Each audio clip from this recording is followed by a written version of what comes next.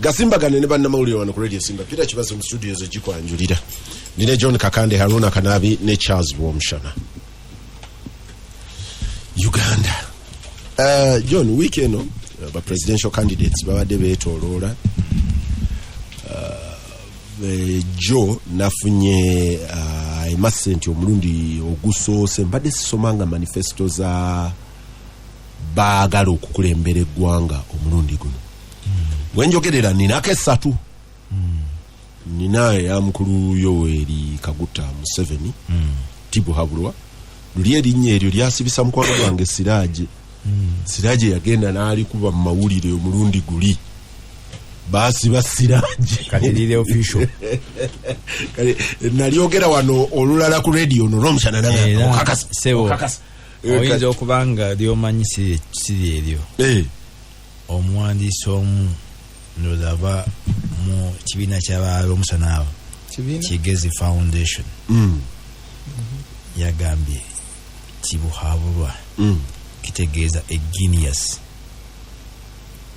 genius mesa division wa genius ntiyetaaga kuwa magezi genius nakigamba kibazo nawakana it's a very nice name very nice no dina dual meaning okusinzira ku munini muleera tasiga munini abadde nnyo Canada munini is a scholar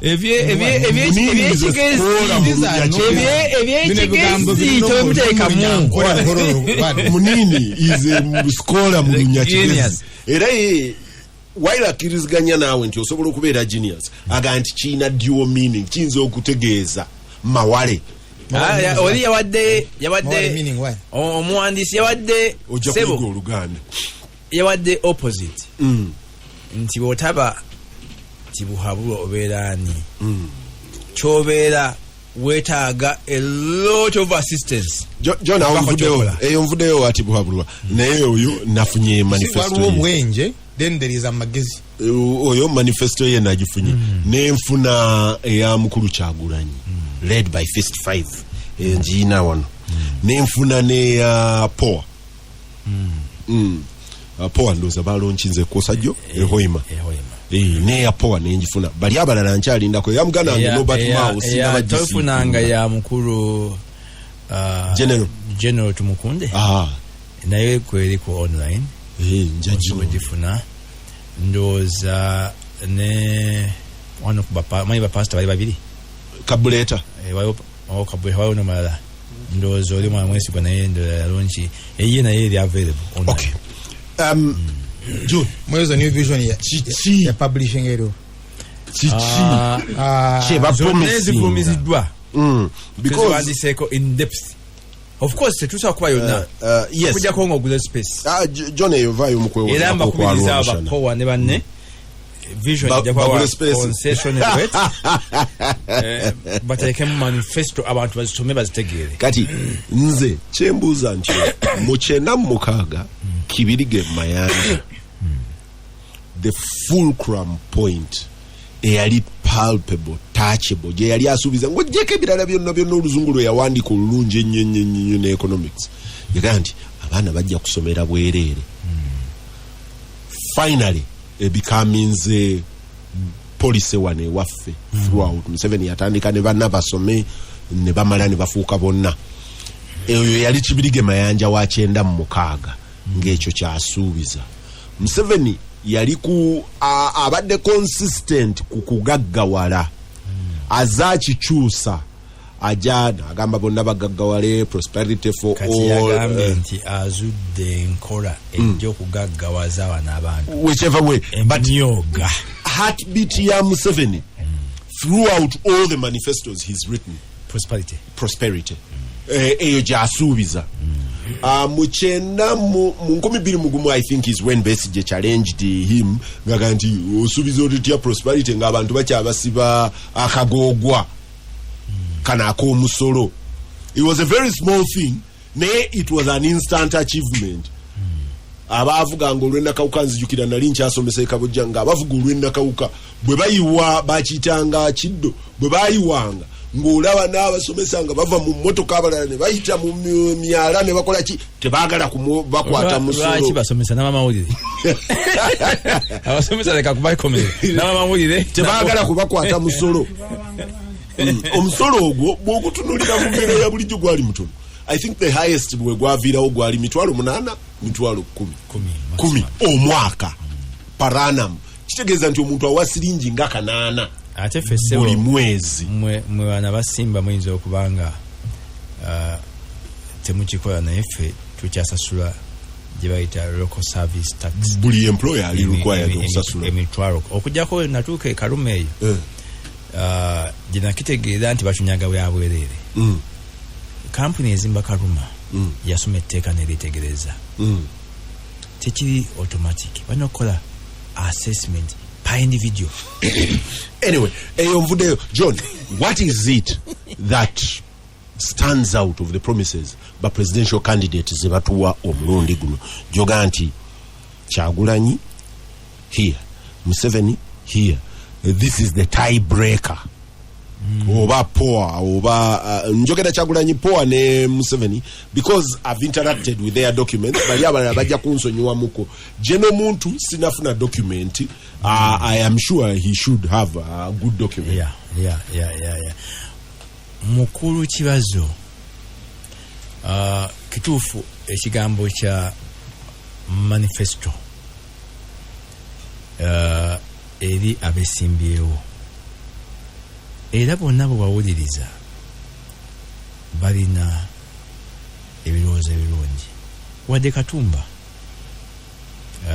bw'omuwuliriza naye alinayo noga nti kirowoozo kyande kirungi owaawo omusajja wattu akyalina olugendo naye kirungi muto akyalina chansi nyingi naye nsuubira abasinga okuwuliriza kakati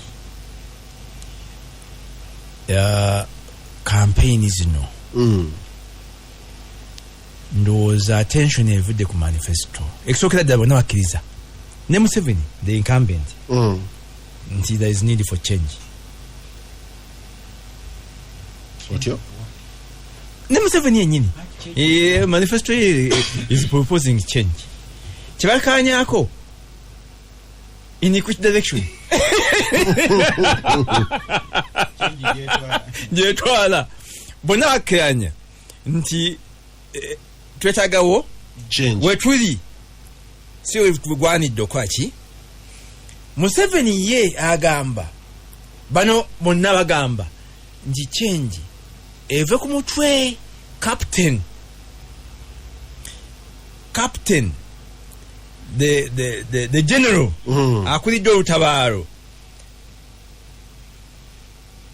afairinze gwanga takyasobola akaddiye enwana ye gye yabaanangamu efuusa keeke tuli mu digital world ave ku ntebe yaga nti nze nkyasobola naye nsobola okukolamu some change incremental ebyenguudo nakino waggulu eri tusigale nga tuli intact nti system gireke nga bweri ekyasobola okudelivaringa teeka wano sente teeka myoga teeka wano ye change ye jalaba bano banne baga nti ng'ogyeko kuba emphasis nti ani ataddewo emphasis atadde ku byanjigiriza atadde ku bya bujjanjabi atadde ku byaki bonna bakkiriza abala bonna 10 bagamba nti change esooka ya captain kusobola okujjawo takyasobola kutyalinga gwanga. Mbadde ya leero mpuliriza kubanga saafuna mukisa kuwuliriza powa nga balonkinga manifesto naye nfunye omukisa nenfuna ka video nempuliriza omwogeza badayogera ndo kibazo kyoko kwantu mutegedde ngagamba nti bino byonna omukulu byakola enguudo omwogezi oyo amalwaliro ne bagalawo ebyo byonna n'abakoloni babikola naye nga babikolera ani n'agatako naga nti wane Bunyoro enguudo bazikoledde ani oziwulira oil road tikitegeeza enguudo zino bazikoze kujjayo oil bamwetwalire tebazikoledde Banyoro. That was the message. Oyinza okukola enguudo naye ng'ozikoledde ani oyinza okuzimba railway naye ng'ozikoledde ani eza oil road maze ebbanga mpitiriza bulungi naye nga siza Munyoro bazikoledde bagala okujjayo oil ebiyitawo kakati of course John ekyo nakyo kiri debatable. Wawo modo bbiri modo bw'oba wasoma bamuyitaani awandiika the self confessions of an economic hitman wawo models bbiri oyo omu ku bo abalala theory ya Dr. Mahathir Mohamad agamba nti balina choices bbiri ng'economy. Choice esooka yali yakugoberera Brentwood organizations is advising on your model of development. Ezo zezaali ziganye Uganda okuzimba oluguudo wakati wa Bulenga ne Fort Portal. Kubanga tekina nga bakola assessment bakugamba tekuliko economic value yonna, kuliko motoka zanku ate nazo teziwera n'ebirala. Je nebayo modo y'abanyunyunsi modo y'abanyunyunsi oyo wa the self confessions of an economic man jakozesa bagamba take the facilities there, take the roads there, they will spur development. Saudi Arabia yagikozesa kati bwozimba oluguudo Abanyoro bayinza okubanga babaddewo economic hitman tagama nti they will spur development. Of course economic naye zigamba nti ono gwozi wadde ajja kuba entangled n'abanja eventually omufuge obuddu mpaka na emyaka gyoyagala. But Mahathir Mohamad agamba nti bwe bajeemera World Bank ne IFC ne bagijeemera ne bagamba nti gwoba ogambye oba togambye nti wano tuyiseewo oluguudo wano tuzimbewo bino wano tukole bwe tuti n'ogamba nti credit rating yaffe eri wansi tetujja kusobola feera ne tubikola nti eventually abantu ba developing appetite okubeera obulungi, eventually abantu ba kati abantu bebunyolo abantu b'ekitigumu bw'obateerayo oluguudo ne balulaba nga gali kuwoleka taddamu kuzimba nyumba ya subi, ayagala kuzimba nyumba egwana oluguudo olwo. That is one model, but the other one says spur development ebeere ng'esobola okusasulira. Of course mukulu kibazo teri kikolebwa modo y'ennyumba sindika baripota bo ejindi wano okuveho yimoje kakumiro waliwo oluguudo lwe bakola awo ndoza babasasula nyumba ezali zisubika tizonna amabaati agafaanana ki bomala okuzimba ennyumba y'ebbaati se mukulu kibazo step 1 oboji mazi mukulu kibazo oba tokyalumwa nvunza teri kikolebwa kitaleta some benefit. Batwala bajjajjaffe mu buddu mu America kati wabagamba nti babakomyewo mu Africa tebakkiriza nabo baga nti ffe tuli America kyatuli ba Africa wewaawo bagenda bakaaba naye mukulu kibazo nze point eyange teri so much nayo ija kukijjawo abaliyo leero manifesto nungi boss abaliyo leero sibe batwala bazukulu babali very good. Na yo abazukulu tebagala kubakomyawo oli the African gwe batwala bamutwala nti mujje musenge wano omu Africa gwe batwala bamutwala mu bulumi nnyo ngaka abamu bafiira tumukudaalira kijeeyo naye bazukulu baabwe tebagala kuddaano ate kati abasigala mu Africa abazukulu baba basigala bakola kyonna kisoboka kuyingira eri bali gye bagenda ku lw'empaka. Naye si ensonga mukulu kibazo kyensuubira nti omuntu atuwuliriza kyasinga okwewuunya ne manifesto yennyini gy'ogamba agiwulidde ate ogiwulira ate ogimanya ekyo kikulu nakyo kubanga mukulu Kyagulanyi bwalonkinga manifesto ye embalala manifesto amanyisa atya omuntu ow'omukyalo nti manifesto yange yeeno bino bengenda okukola nga n'omukisa gw'okubeera twagambye nti ibadde ku radio dakika 3 namujjako kakati manifesto zisigala ku mpapula ziwanseeko beautiful nyinga nyazimanyi waffe mu office yalinga ganti John kambuze ekibuuzo ekirala. So what is it driving abantu bali olwaleero, because bwe tuva ku promises mbadde ntunula wano ez'enjawulo and you'll be surprised documents ziringa ezifaanana. Fa abasoma ebiwandiiko eriyo ekimu ku byo kyenabadde nsoma ne nga nti bano baali beetaaga document editor, empandiika, enkolaki n'ebyo byaffe abali eno mu ku criticinga oluzungu entegeka si ba Maradona oli executing wali mulala yawandiise documents zifaanana nnyo naye then what is it ekuŋŋaanya omusajja ekakumiro emugambisa nti ono gwempa ono gwenfiirako soono bwe baslogania bwebeera ki what is that catch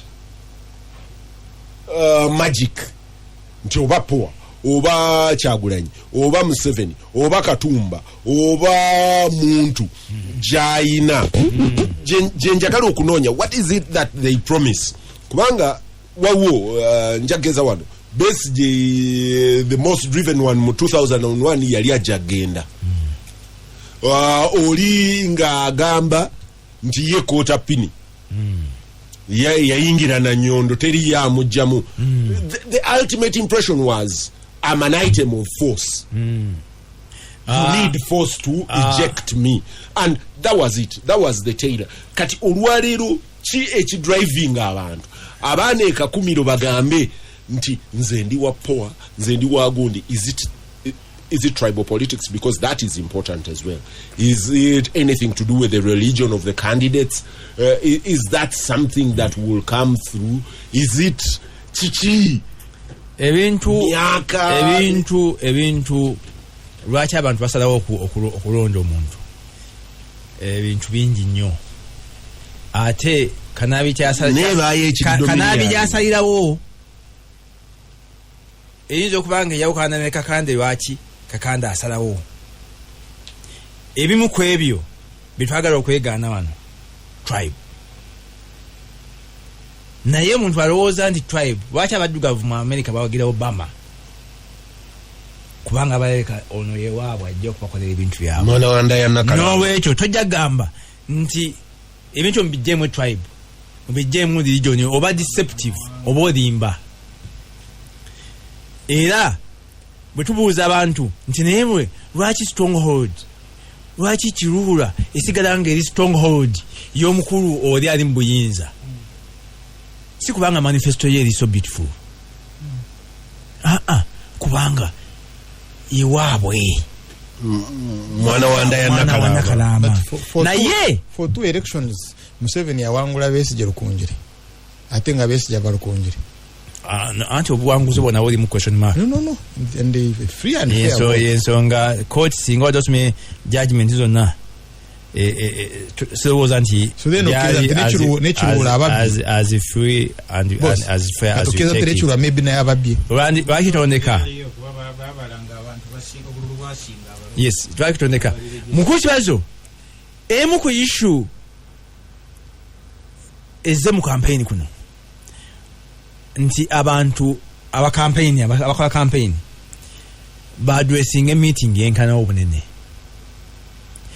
lwaki nsonga nkulu nnyo of course of COVID tuna mugana nti taliwo it was a tiebreaker mu America waliwo COVID naye eriyo mulala abanga Thomas naga nti njaga kumala kulabako wina awuliriza candidate namukwata mu babiro naga nti omusajja oyo ewaffe oyo omusajja omu yajja yali professor Kiwanuka yajja okwesimbawo ewaffe MCA mujjukira mu kiseera balinanga joint Semakula balinanga joint candidates meeting nakotinga Semakula Kiwanuka emyaka gyange gyonna naye according to Professor Semakula Kiwanuka omukulu omu yangamba nti ng'akyalika yamanya nti akaluuke ajja kawa professor by the mere fact nti professor ate professor byafaayo yali agwanidde agende musiye naye bwe yagenda ku candidate meeting yagenda okuvaayo ng'akyusiza ekirowoozo naga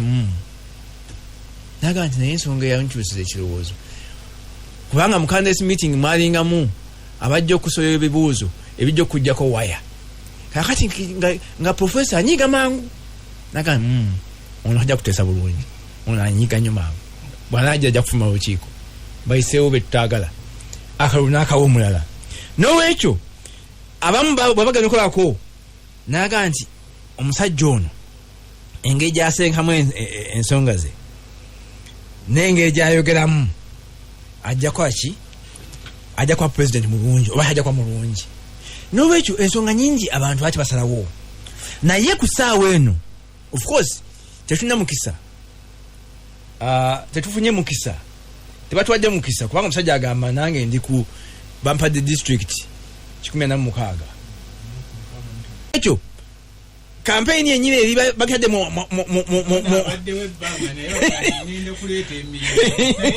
atmosphere bakadde mu environment gyotasobola kubuuza ebibuuzo bingi nga byonna olina kubikola ki naye nze point esinga obukulu nti campaign eno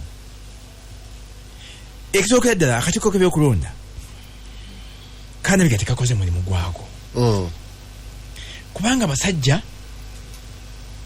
abavuganya tebabakkiriza kwogera eri balonzi kunyonyola manifesto zaabwe oba oli awo n'okufuna omukisa abalonzi okwabuuza naye waayo tusuubiza power osuubiza miliyoni ezo ez'emirimu ogenda kuzikola kuziteekawo ngeri ki John therefore abantu bwe baba basalawo olwaleero kyekibavuga ekyafuga ogaye nti ebisuubizo teri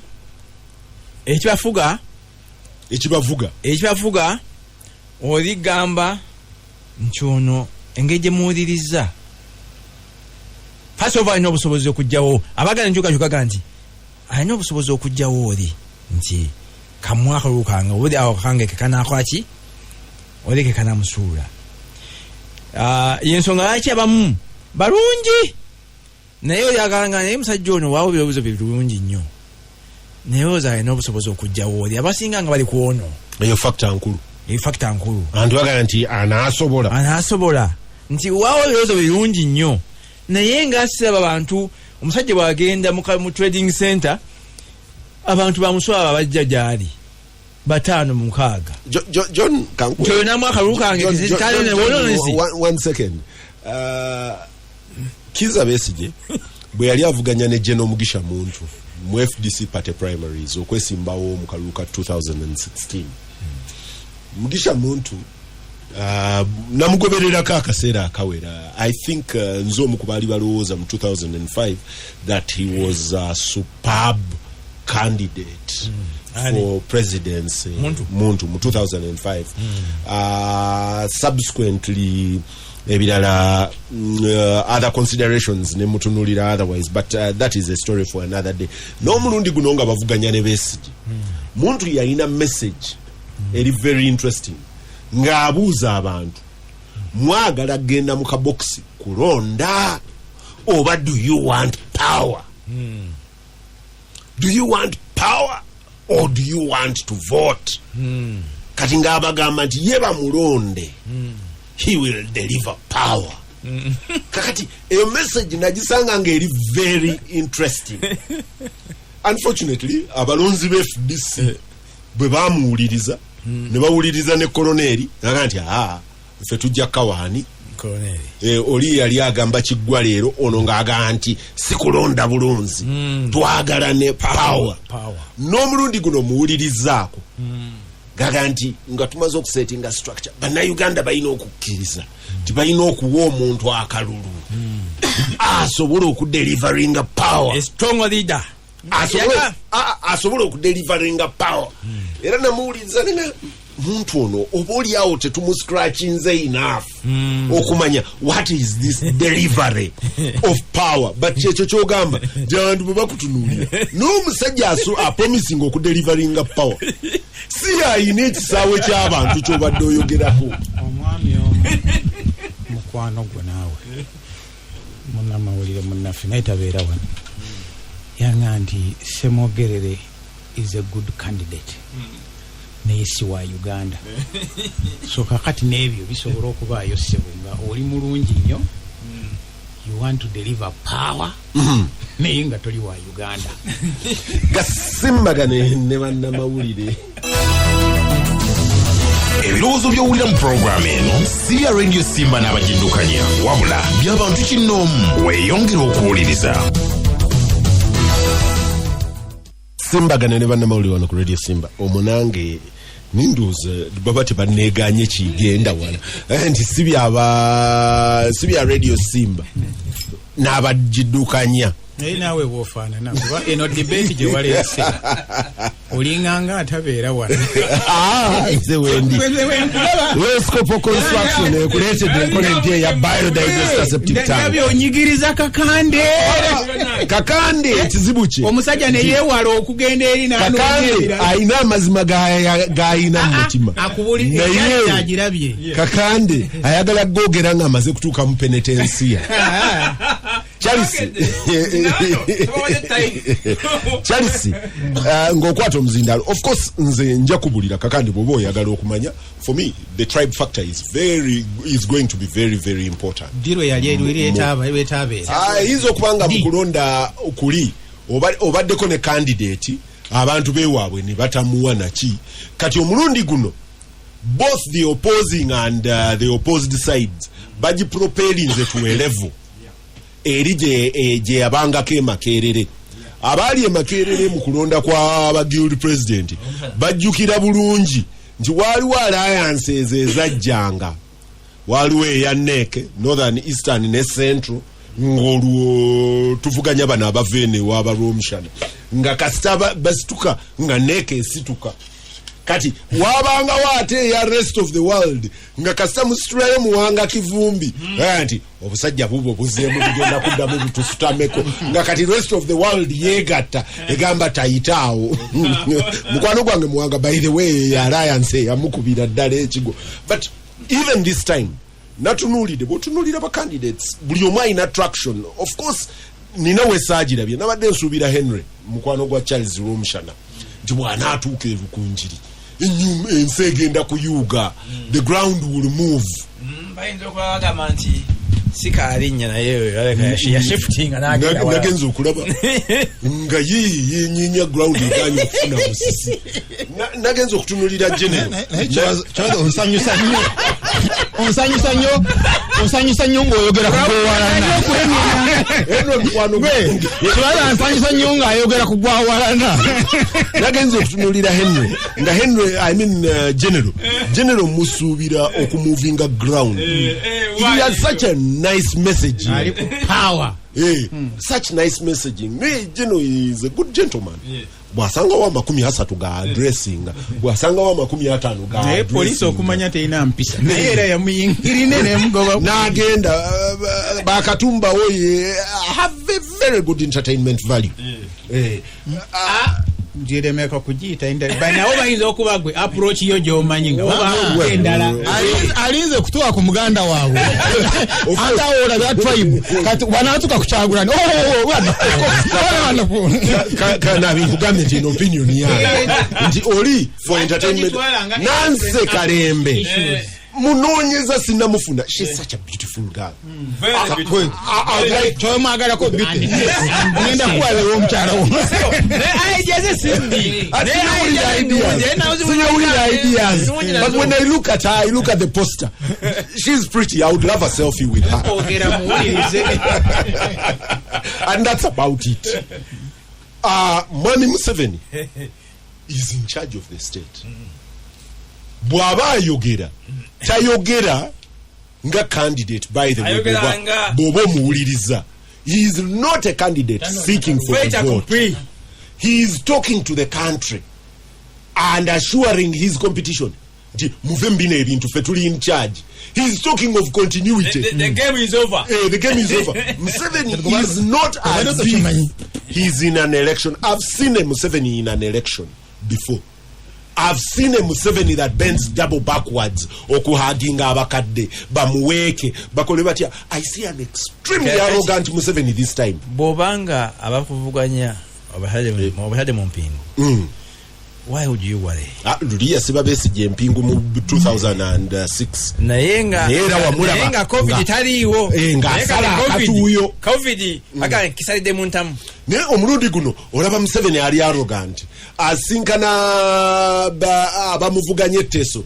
Nawaga nti ebirozo byamwe biri not abamuvuganya abavuganya naga temumalira budde. Kankubulire. Kanjogere n'abavuga. Sebo obato nashimanya.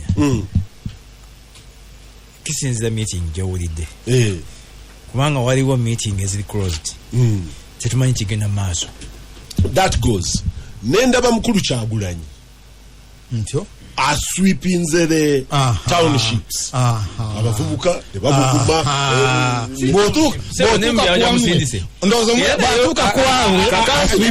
kakande njagala kwogera nganze kakande aganti ne mu byalo nze kugambye nti asweepinze townships kuwabwe asweepinze townships owabwe yaliwa Kyagulanyi mu kiga ne katumba kojja ate poa kati olaya mwogera wati awo n'agenda natunulide poa. Of course poa was very strategic.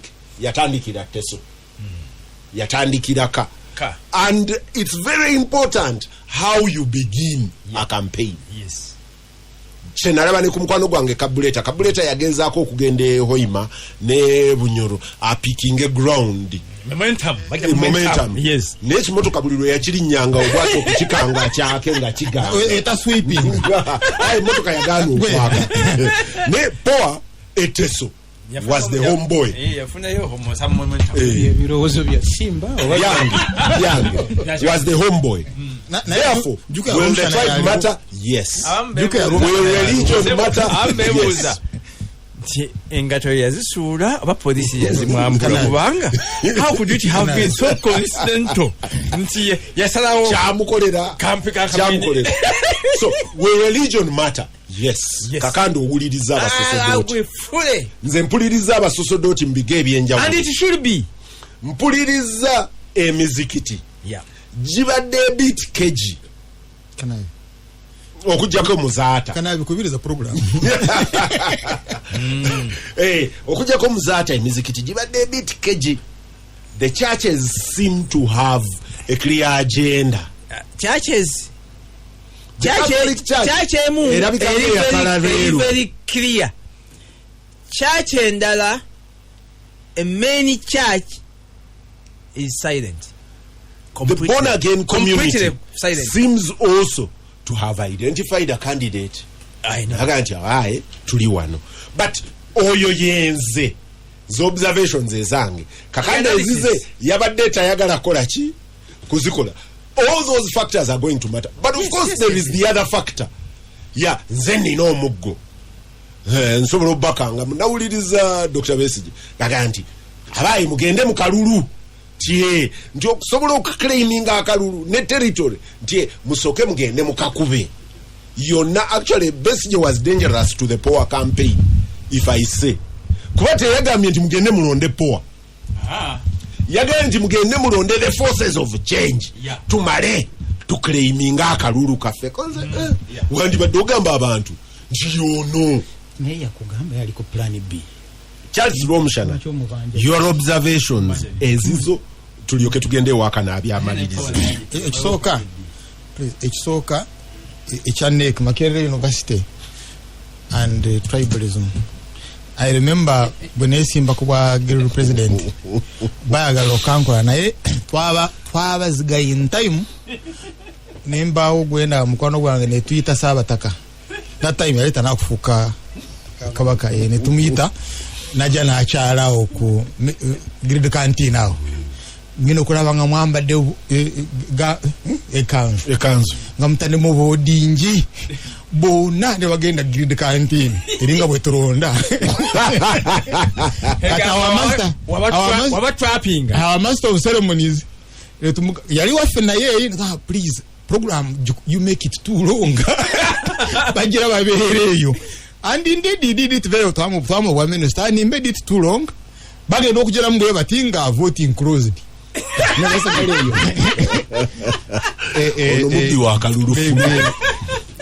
so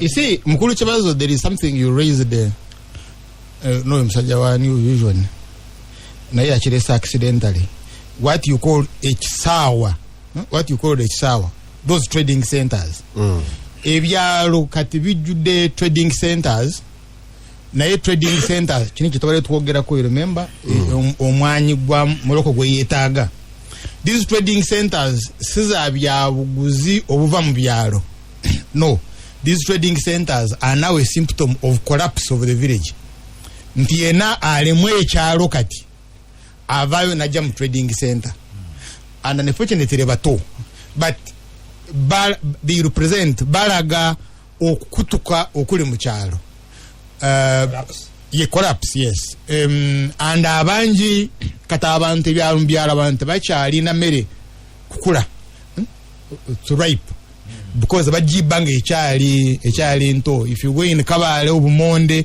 obwali boss cash and food crop kat abavuka babubanga bukyali so that's what is in the trading center now unfortunately trading center ate yebyobufuzi wetandikira owali no not see evuga village wewali orwali a lot of noise ekyanda badde kivuga politics zekyalo is the church naye abantu church bajjawo Sunday and churches are too many tosobola kuzifuna zona at the same time but bwobalira abasaganeyo mu byalo abali mu production bana abakyala baffe n'abalala there are many and ebiseere bingi the National Resistance Army are sweeping now abo sibangu bakufuna kuwa message because bali mu nimiro bajja Sunday once in a while and tosobola kubafuna ku rallies zo because in the first place they are not even aware byobadogama bamugisha muntu how will they know you are coming ogenda kucha announcing how will they know because eri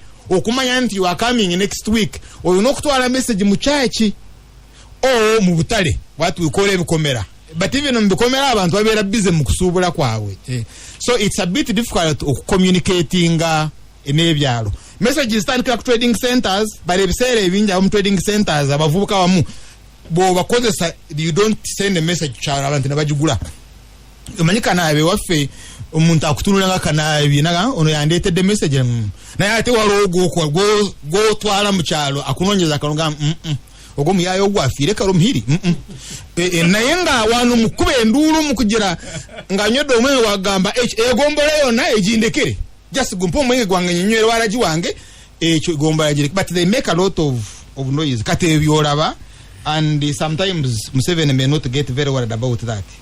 Ekyokubiri is what you raised about Muchamuntu power. Nti state power, the National Resistance Army occupational nakba state power eyo eri mu ngalo za mukulu Museveni and the deep state nti ogenda kujimujjako ngoyita mukalulu ogenda kujimujjako ngoyita manifesto that's also a joke. It's a chiroto but it's good to dream moro tango vuga nyonyo ro tango oli mu AI rota but ojem yinza what you call that power in the hands of Mukulu Museveni ngokolesa manifesto is also a big joke. Now if we went for democracy, what you call democracy ngabo twali tujizimba mu constituent assembly because twachogerako about press that time nga media nyingi eri private yali ntono. You remember media yali nene proliferation of media yaliwo yali main republic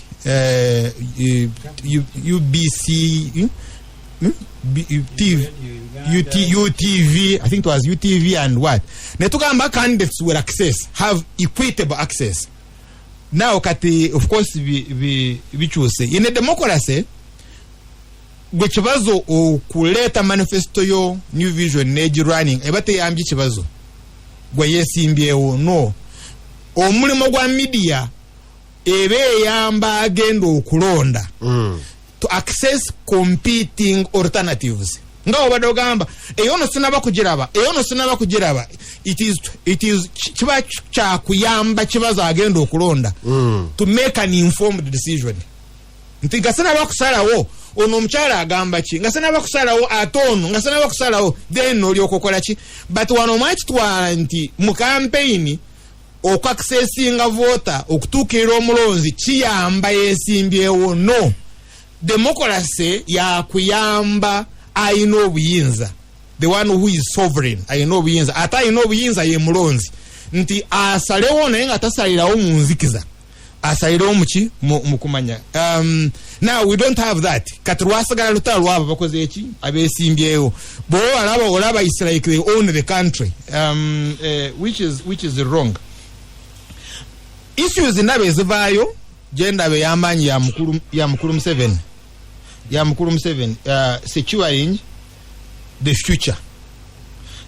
Mukulu Museveni edda yabadde prosperity for all because initially gagawazaako abamu bogagawaziza bagagawaza abalala elevate a few to elevate the entire society. Nofuna eyo ndoza Adam Smith je yali ayita wealth of nation theory.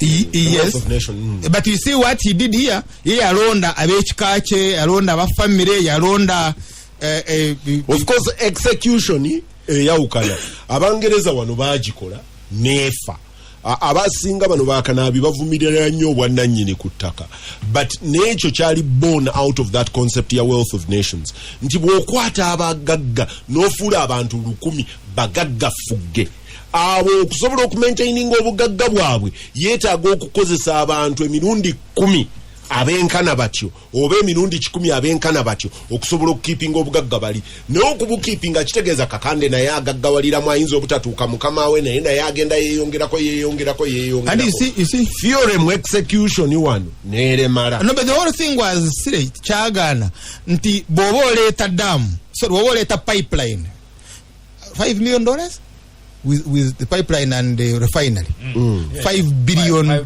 billion under the law. Sentes of $5 billion, 40%. Buli dollar anako buli 10 zino okusigala wano, right? That as a local content. Wano bameka bosomeseza who have you trained abagenda okubeera mu welding abagenda okubeera pipeline wenayita abagenda okukisa kiwalinga nebera 40% esigale wano. Instead you get ekibazo ate n'aleeta kampani y'Abachina n'afuula kampani y'Abachina local content. Let me summarize with this. That when you talk about security, and I raised this with Ndugu Rugunda, then Kamanena Chuno, no obisala bugani. Rugunda mbuza chichechi tumalawo olw'omushahara. Ne mugamba you see orulating otya ne sheke omusajja afugo bakwata Kamoga. Isi bobanga to Kamoga wanakufiira mu ngalo mukomera omwana wa Kamoga no wa Rugunda bali bawo bacha in the future Uganda and that relates to the security air future. Good news is that bam releasing because we are not secure in the future if we don't solve the soft tukutude obudde bwaffe kanabi obudde bwoyogereddemu nze nkubiriza program eno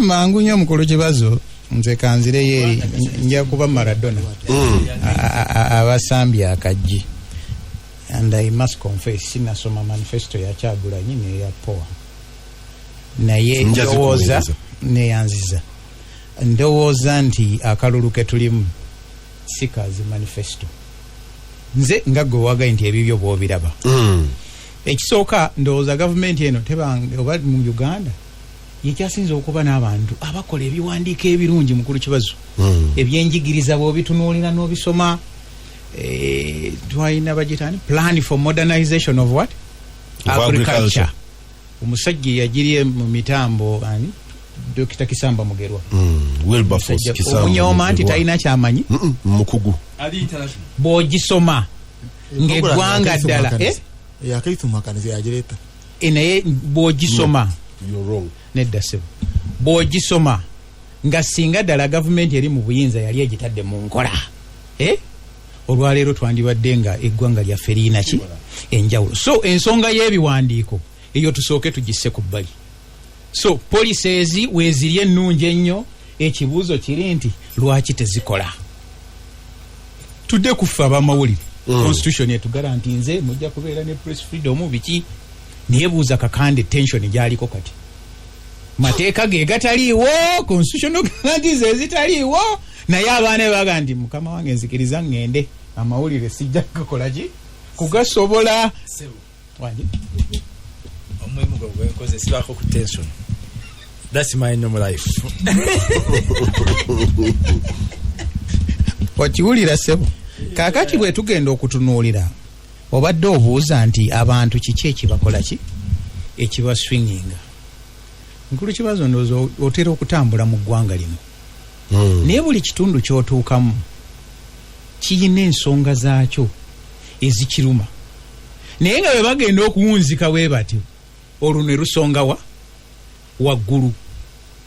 Obwebunyolo akaabira ettaka lye n'atunuulira amafuta ge nga bw'omugambye nti enguudo zikola ki, n'aga nti naye ani agenda okulaba nga abatwala ettaka bw'abalondoola bwati basibirawa? Ow'Ekaseese oba Rwenzori region naye ayina ebizibu bye, naye bw'agenda Obisonga bw'atambula bwati biggukirawa? Gwali bodda wano mu central aga naye wae kiki abamu ne baga nti ndowooza temulaba bulungi, nati bwe yagenda okusonga bonna bakola ki? Kati bano abantu abeesimbyewo nze ku lwange ndabanga just symbols.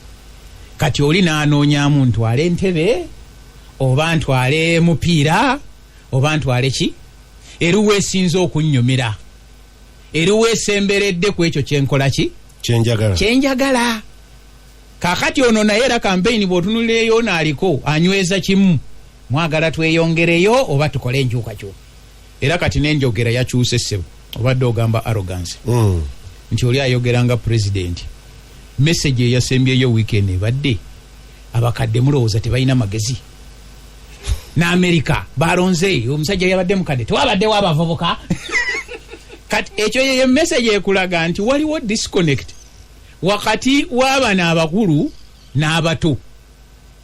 Era ndowooza ye weeve eyo gy'obadde ogamba egenda mu trading centers n'esanga abantu ne bayita mu myala mu ntobazi basobole okuga nti afaanana nga ffe akola ki aliwa.